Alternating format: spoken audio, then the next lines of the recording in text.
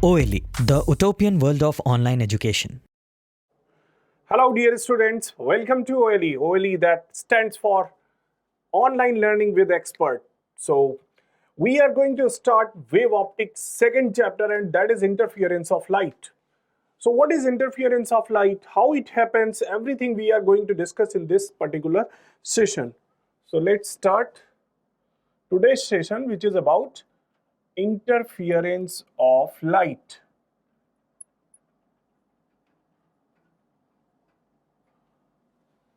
Okay तो आपने कभी देखा है कि कोई पानी शांत है, उसमें जब आप ऊपर से कोई स्टोन फेंकते हो तो धाराएं बनती हैं, इस तरह से आगे बढ़ता है पानी, ठीक, इस तरह से आगे बढ़ता है ऐसे। इसी तरह से अगर आप एट ए टाइम दो पत्थर फेंकेंगे, दो स्टोन फेंकेंगे, तो दो धाराएं आगे बढ़ेंगी, है ना, दो वेव्स, इनको हम वेव्स भी बोल सकते हैं।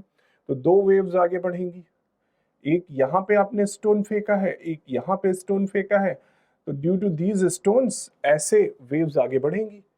ओके, फिर क्या होगा, फिर ये पॉसिबिलिटी है कि कहीं पे ये वेव्स जाके मिल जाएंगी, है ना। अब अगर ये वेव्स मिल के हो सकता है कि बड़ी वेव बन जाए, और या हो सकता है कि मिल के छोटी वेव बन जाए। नहीं समझ में आ रहा है, लेट्स अंडरस्टैंड कि मान लो एक ये पार्टिकल यहाँ पे P है, ठीक, एक वेव है, ये वेव ट्रेवल कर रही है और इस P पार्टिकल से टकराई, राइट। अब क्या करेगी ये वेव, इस वेव को हमने नाम दे दिया y1। अब ये वेव इस पार्टिकल को सिंपल हार्मोनिक मोशन कराएगी, ऑसिलेट होगा। This point P will start oscillating now as per जो हमारी y1 वेव है उसके according, right. If simultaneously any other wave strikes at point P, right, then there are two possibilities. अब ये जो y2 wave है ये अपने एम्पलीट्यूड के अकॉर्डिंग इस P को अप डाउन करना चाहेगी, सिंपल हार्मोनिक मोशन कराना चाहेगी, ऑसिलेट कराना चाहेगी, राइट। तो अब ये पॉइंट P जो है किसके अकॉर्डिंग जाएगा, इस वेव के अकॉर्डिंग अप या डाउन मोशन करेगा, या इस वेव के अकॉर्डिंग अप या डाउन मोशन करेगा, है ना। माना हमने कि ये वाला जो y1 है ये इसको +2 ऊपर ले जाना चाहती है और y2 उसी टाइम पे +2 नीचे ले जाना चाहती है, -2 ले जाना चाहती है। तो उस सिचुएशन में ये पार्टिकल कहाँ जाएगा,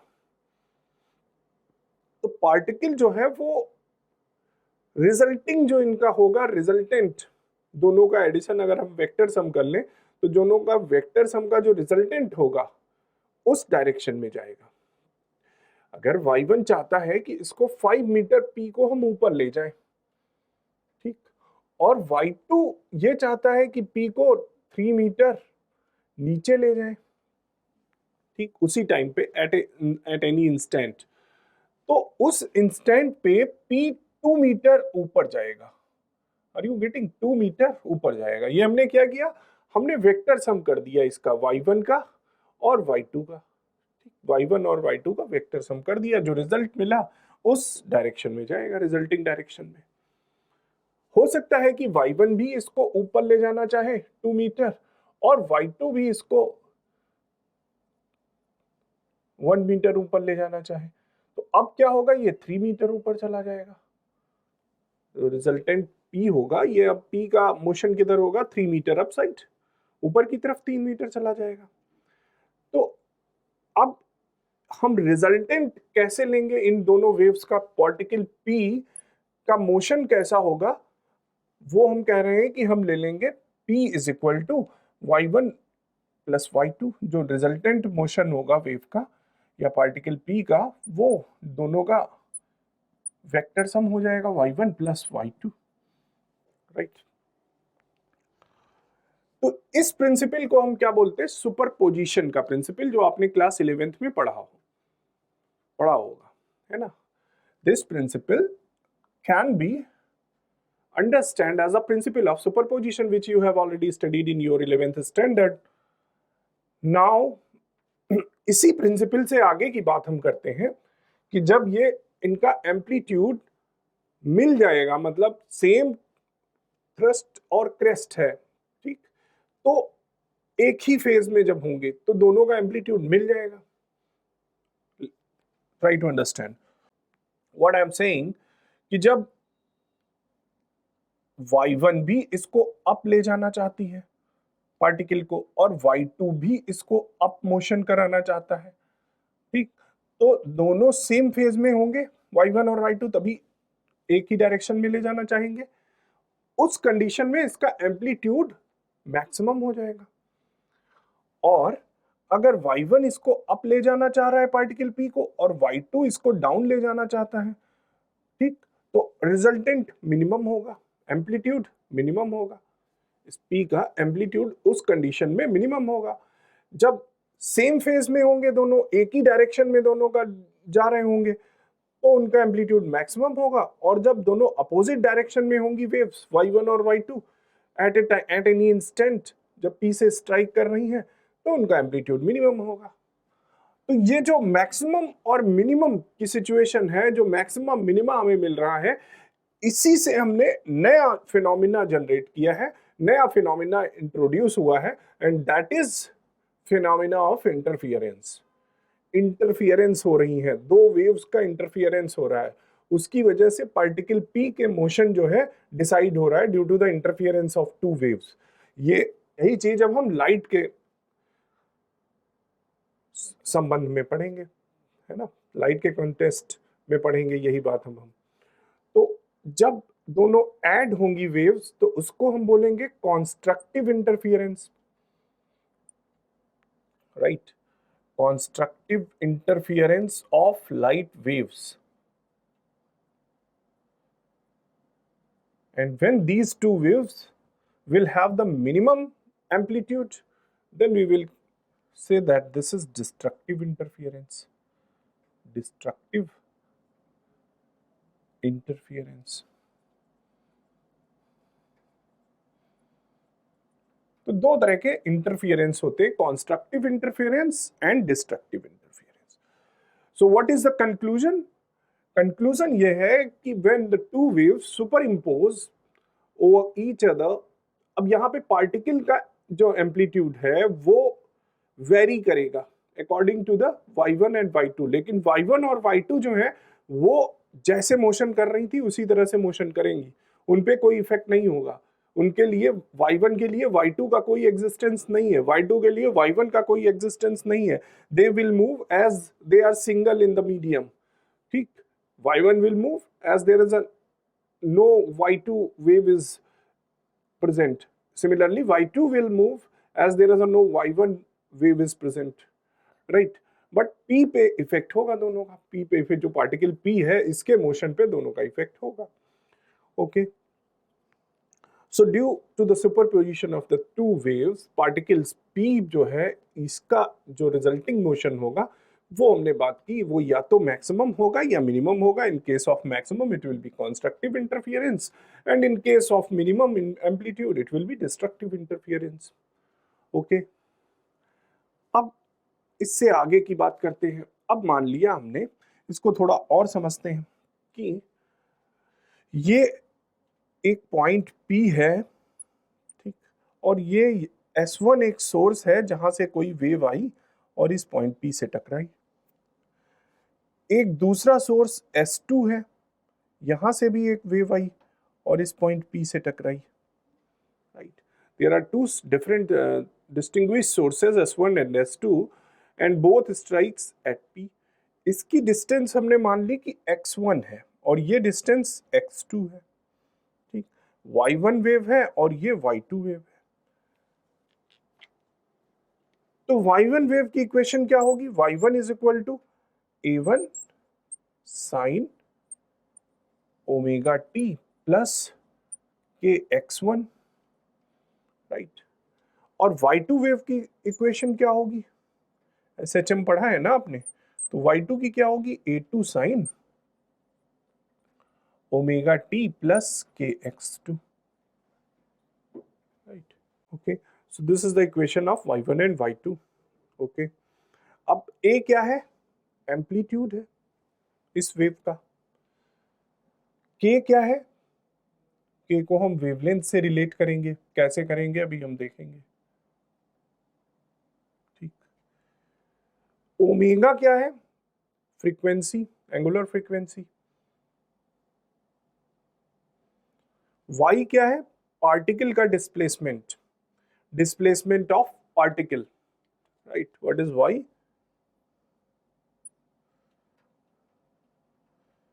डिस्प्लेसमेंट ऑफ पार्टिकल, राइट। और ये omega T plus K X two, ये पूरा फेज है, गॉट इट। सारे टर्म आपको पता चल गए। वाई क्या है, अगर ये वेव कोई y1 है जो स्ट्राइक हो रही है x1 डिस्टेंस ट्रेवल करने के बाद t के साथ t टाइम के बाद, तो उसकी इक्वेशन क्या होगी, y1 is equal to a1 sine omega T plus K x1, जहां पे y1 क्या है, पार्टिकल का डिस्प्लेसमेंट, a1 क्या है, एम्पलीट्यूड y1 वेव का, ओमेगा क्या है, फ्रीक्वेंसी, एंगुलर फ्रीक्वेंसी 2 पाई एफ के बराबर, k क्या है, वेवलेंथ से रिलेट होगा, x1 क्या है, डिस्टेंस है, और ये पूरा क्या है, फेज है। ठीक, दिस इज फेज, ओके। अब रिजल्टिंग वेव अगर हमें निकालनी है कि रिजल्टिंग वेव क्या होगी, इक्वेशन क्या होगी, यानी p किस डायरेक्शन में जाएगा, p को अगर हमें बताना है कि उसका एम्पलीट्यूड क्या होगा, उसकी इंटेंसिटी क्या होगी, ये सारी बातें हमें निकालनी है। इंटरफियरेंस का पैटर्न आपको समझ में आ गया कि दो वेव्स आई टकराई किसी पार्टिकल p से t टाइम में, और उसकी वजह से दो तरह के इंटरफियरेंसेस पॉसिबल हैं, कंस्ट्रक्टिव या फिर डिस्ट्रक्टिव। ठीक है, या दोनों साइमल्टेनियसली होंगे, constructive destructive, then again constructive destructive. तो हमने ये चीज पता कर ली, अब हम रिजल्टेंट वेव निकाल लिए कि भाई पी रिजल्टिंग क्या मोशन होगा, उसका किस डायरेक्शन में जाएगी, वो निकाल लेंगे। लेकिन वो निकालने से पहले कुछ कंडीशंस हैं जो हमें फॉलो करनी होंगी। अगर हमें वाई आर निकालना है तो कुछ कंडीशंस हैं, वो कंडीशंस क्या है, ओके। तो पहली कंडीशन ये है कि दोनों का फ्रीक्वेंसी सेम होना चाहिए, यानी दोनों कोहेरेंट सोर्सेज होनी चाहिए, जो वेव्स हैं वो कोहेरेंट सोर्सेज होनी चाहिए, यानी उनकी फ्रीक्वेंसी जो है वो कांस्टेंट होनी चाहिए, फ्रीक्वेंसी सेम होनी चाहिए। और दूसरी शर्त ये है कि इनकी वेवलेंथ भी सेम होनी चाहिए, दोनों वेव्स की वेवलेंथ जो है ये भी सेम होनी चाहिए। ये दो कंडीशन अगर सेटिस्फाई होंगी देन ओनली हम वाई आर निकाल पाएंगे, जो रिजल्टेंट वेव होगी। रिजल्टेंट वेव की इक्वेशन जो वाई आर होगी वो हम तभी निकाल पाएंगे जब ये दो कंडीशंस सेटिस्फाई हो। अगर नहीं होंगी सेटिस्फाई तब भी वाई आर निकालेंगे, पर उसका क्या ड्रॉबैक होगा उस पर हम डिस्कशन करेंगे। हर एक पॉइंट को आप समझते रहिए, ठीक। अभी तक जितना पढ़ाया वो पूरा आपको बिल्कुल समझ में आया होगा कि है क्या एक्चुअली। इंटरफियरेंस को पढ़ने से पहले हमने सुपरपोजिशन पढ़ा। सुपरपोजिशन में क्या है कि अगर कोई पार्टिकल पी है, दो वेव्स आई उससे एट ए टाइम पे टकराई किसी टाइम इंस्टेंट टी पे, ठीक। तो पहली वाली वेव उसको किसी डायरेक्शन में ले जाना चाहती है, दूसरी किसी और डायरेक्शन में ले जाना चाहती है, या दोनों एक ही डायरेक्शन में ले जाना चाहती है। तो उसका रिजल्टेंट मोशन क्या होगा वो हम तब निकाल पाएंगे जब दोनों वेव्स की इक्वेशन हमने लिखी, और इनकी रिजल्टेंट वेव की इक्वेशन तब हम निकाल पाएंगे जब दोनों सोर्सेस कोहेरेंट हो, यानी उनकी फ्रीक्वेंसी कांस्टेंट हो और वेवलेंथ कांस्टेंट हो, ठीक। तो रिजल्टेंट वेव क्या हो जाएगी, एज वी सेड, इफ अगर ये कोई वेव y1 है और ये कोई वेव y2 है और दोनों पार्टिकल p से टकराती है, ये y1 वेव है और ये y2 वेव है, ये x1 डिस्टेंस ट्रेवल करती है, ये x2 डिस्टेंस ट्रेवल करती है, ठीक। और किसी पॉइंट P पे ये टकराती हैं, स्ट्राइक करती हैं, ठीक। y2 जो है वो कुछ ज्यादा डिस्टेंस ट्रेवल करती है, x2 is greater than x1 here, तो दोनों के बीच में इंटरफियरेंस होगा। और अगर दोनों सेम मीडियम में है, सेम मीडियम में है दोनों वेव्स, राइट, उनकी वेवलेंथ सेम है,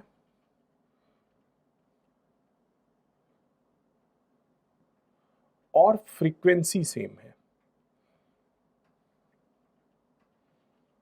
ठीक। तो रिजल्टेंट वेव जो होगी, जो रिजल्टिंग वेव वाई आर आएगी, वो क्या हो जाएगी, इन दोनों का vector sum y1 plus y2।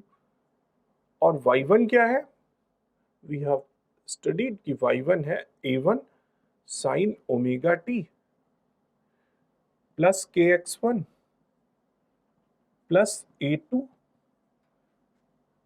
Sign omega T plus kx2, right. तो ये रिजल्टिंग वेव हमें फाइंड होगी when these conditions will be satisfied, right. अगर ये कंडीशन सेटिस्फाइड हैं तो हमें ये रिजल्टिंग वेव मिल जाएगी। यहाँ पे हमें सारे टर्म्स मालूम है, ए क्या है, ओमेगा क्या है, के क्या है, omega T plus K x1 क्या है, वी आर नो। अब क्वेश्चन ये है कि आखिर किस तरह से ये कंडीशन सेटिस्फाई हो। तो मीडियम तो हमें मालूम है, चलो हमने एयर में ले लिया। वेवलेंथ और फ्रीक्वेंसी के लिए हमें क्या करना होगा, तो वेवलेंथ अगर हमें सेम रखनी है, यानी y1 जो है और y2 जो है, दोनों वेव सेम वेवलेंथ की हो, तो हमें जो लाइट सोर्स लेना पड़ेगा वो मोनोक्रोमेटिक लेना पड़ेगा। For same wavelength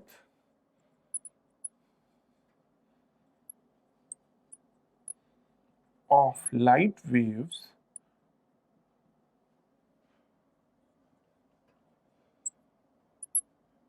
source of light should be monochromatic. Monochromatic. What does it means from monochromatic source of light? Monochromatic means जिसकी एक ही वेवलेंथ हो, एक ही कलर हो। मोनोक्रोमेटिक मतलब सेम कलर, या तो रेड ही कलर हो या ग्रीन ही कलर हो, दोनों ही वेव्स का, राइट। एक कलर की वेव्स हो दोनों, और जब सेम कलर की होंगी तो उनकी वेवलेंथ सेम ही होगी, है ना, तो उनकी सेम वेवलेंथ होगी। तो ये कंडीशन तो हम इस तरह से सेटिस्फाई कर सकते हैं वेवलेंथ वाली, मोनोक्रोमेटिक सोर्स ऑफ लाइट लेके। सेकेंड कंडीशन की फ्रीक्वेंसी कैसे सेम होगी, तो फ्रीक्वेंसी तभी सेम होगी जब दोनों कोहेरेंट सोर्सेज होंगे, y1 और y2 कोहेरेंट सोर्सेज होंगे। कोहेरेंट सोर्सेज के बारे में बात कर लेते हैं।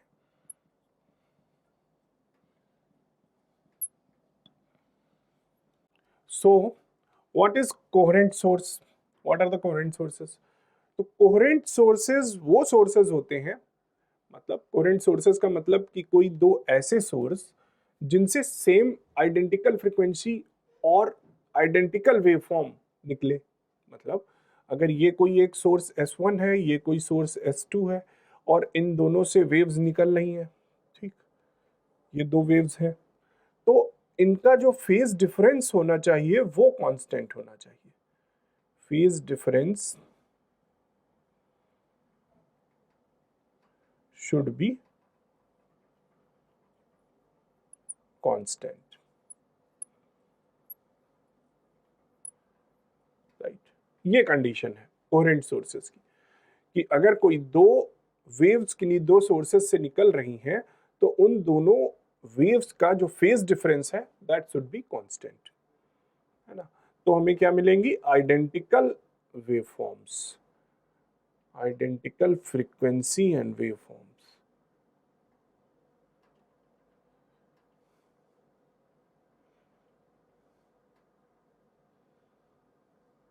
ये कंडीशन है कोहेरेंट सोर्सेज की। चलो बात करते हैं कि कैसे हम, अच्छा इसको और थोड़ा समझते हैं, कोहेरेंट सोर्सेज के कुछ एग्जांपल्स लेते हैं।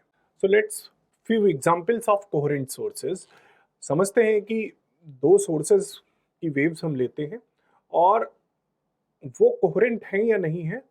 Let's understand this. सपोज कि ये एक वेव है, राइट, और ये दूसरी वेव है। यहाँ पे इस वेव का नाम हम y1 रख लेते हैं,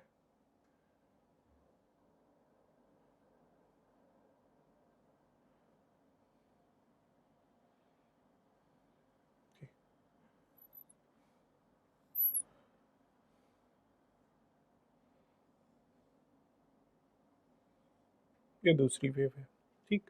सो these are the two waves having the amplitude A1 and A2। Okay, now अब आपको बताना है कि ये वेव्स कोहेरेंट हैं या नहीं है। तो हम क्या देखते हैं कि इनका फेज डिफरेंस सेम है, दोनों सेम फेज में है, तो एम्पलीट्यूड भले ही वेरी करता हो, भले ही इनका एम्पलीट्यूड अलग अलग हो, उससे हमें मतलब नहीं है, हमें फेज और दूसरी चीज वेवलेंथ। तो वेवलेंथ के लिए हमने परमानेंट सोल्यूशन कर लिया है कि हम मोनोक्रोमेटिक वेव्स दे रहे हैं, सोर्स ऑफ लाइट हमारा जो है दैट इज मोनोक्रोमेटिक। और for coherent sources the phase difference should be constant, so here the phase is constant. जब यहाँ पे जीरो है तो यहाँ भी जीरो है, जब यहाँ मैक्सिमम है तो यहाँ भी मैक्सिमम, जब यहाँ मिनिमम है यहाँ भी मिनिमम है, right. So these are coherent sources, coherent sources. ये S1 सोर्स से कोई वेव निकली और ये कोई S2 सोर्स से वेव निकली, and these are coherent sources. Suppose एक और एग्जांपल देखते हैं।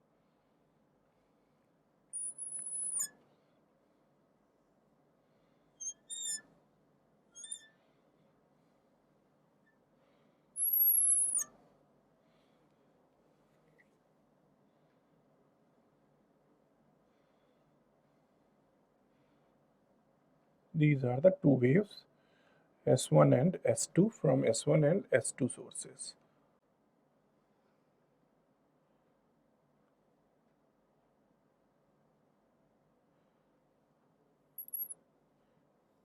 Okay, now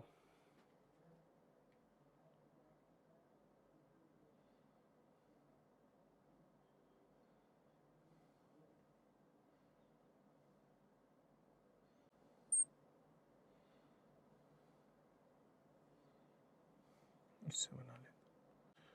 So this is source S1 and this is source S2। अब आपको बताना है कि ये फेज कोहेरेंट सोर्सेज हैं, कोहेरेंट सोर्सेज हैं S1 और S2, या फिर नॉन कोहेरेंट सोर्सेज हैं। You have to answer. Okay, so your answer will be non coherent sources, पर आपका आंसर गलत है। क्यों गलत है? तो फिर से एक बार कंडीशन क्या है,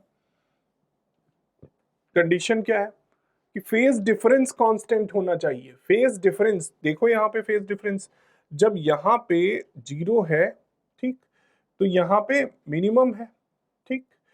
जब यहाँ पे जीरो है तो यहाँ मैक्सिमम है, फिर यहाँ पे जीरो है तो यहाँ मैक्सिमम है, फिर यहाँ पे जब जीरो है, ठीक, जीरो पे तो यहाँ मैक्सिमम है, ऐसे होगी ये वेव इसके, ठीक। तो फिर यहाँ पे मैक्सिमम है, तो फेज डिफरेंस कांस्टेंट है। जब यहाँ पे जीरो है तो यहाँ मैक्सिमम है, फिर यहाँ पे जीरो है, फिर यहाँ मैक्सिमम है, फिर यहाँ पे जीरो है, ठीक, तो यहाँ पे मिनिमम है, या मैं यहाँ पे भी जीरो पे मिनिमम है, ठीक। फिर यहाँ पे जब जीरो है तो यहाँ मैक्सिमम है। तो फेज डिफरेंस कांस्टेंट चल रहा है, और कंडीशन क्या है कि कोहेरेंट सोर्सेज की, कि फेज डिफरेंस कांस्टेंट होना चाहिए, सेम फेज में भले ही ना हो। ये कंडीशन नहीं है कि the two waves should be in same phase, but they should be in same phase difference, their phase difference should be same. One more example is there, ये एक वेव है और एक ये वेव है। अब इन दो वेव्स में फेज डिफरेंस अलग अलग है। जब यहाँ पे मैक्सिमम है, यहाँ जीरो है, अब दोबारा जब यहाँ पे मैक्सिमम हुआ या यहाँ पे जब जीरो हुआ तो यहाँ पे मिनिमम है, और यहाँ पे जीरो पे फिर से मिनिमम है। तो ये दोनों कैसी हैं? Non coherent sources. इसमें कोई फेज डिफरेंस कांस्टेंट नहीं है, एक जैसा फेज डिफरेंस नहीं है। यहाँ पे कहीं पे जब ये मैक्सिमम है तो ये मिनिमम हो गया, जबकि जीरो पे यहाँ पे मैक्सिमम था, यहाँ पे जीरो पे फिर मिनिमम हो गया, ठीक। और यहाँ पे जीरो पे क्या हुआ, यहां भी 0 पे ये मिनिमम है, जबकि यहां वाले 0 पे मैक्सिमम है, यहां वाले 0 पे मैक्सिमम है। तो फेज डिफरेंस कांस्टेंट नहीं है, तो ये क्या होंगे? Non coherent source, non coherent source. ये दोनों क्या है? Coherent sources.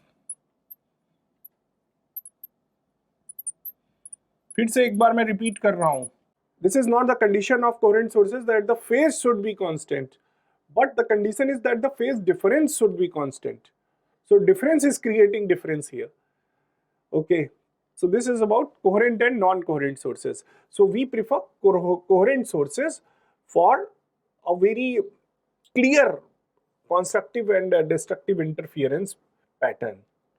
तो अगर हमें बहुत ही क्लियर देखना है कंस्ट्रक्टिव और नॉन कंस्ट्रक्टिव इंटरफियरेंस का pattern, then we have to take coherent sources. Okay, अब हम नेक्स्ट सेशन में ये बात करेंगे कि अगर हम कोहेरेंट सोर्सेज ना लें तो क्या होगा। अगर हम कोहेरेंट सोर्सेज ना लें तो क्या होगा, और हम ये भी देखेंगे कि कोहेरेंट सोर्सेज लेने का फायदा क्या है। अभी तो आपने सिर्फ ये जाना कि सुपरपोजिशन क्या है, इस सेशन में आपने क्या जाना कि सुपरपोजिशन क्या है, सुपरपोजिशन ऑफ वेव्स क्या है, रिजल्टिंग वेव क्या होगी, रिजल्टिंग वेव की कंडीशंस क्या है, मोनोक्रोमेटिक वेव क्या है, और कोहेरेंट सोर्सेज और नॉन कोहेरेंट सोर्सेज क्या है। नेक्स्ट सेशन में हम ये जानेंगे कि हम कोहेरेंट सोर्सेज ही क्यों लेते हैं, क्यों चाहते, प्रेफर करते हैं, और नॉन कोहेरेंट सोर्सेज अगर हम लेंगे तो क्या होगा। Right, so don't miss the next lecture on the same topic, interference of light. We'll meet again. Till then, take care of yourself. Have a great time.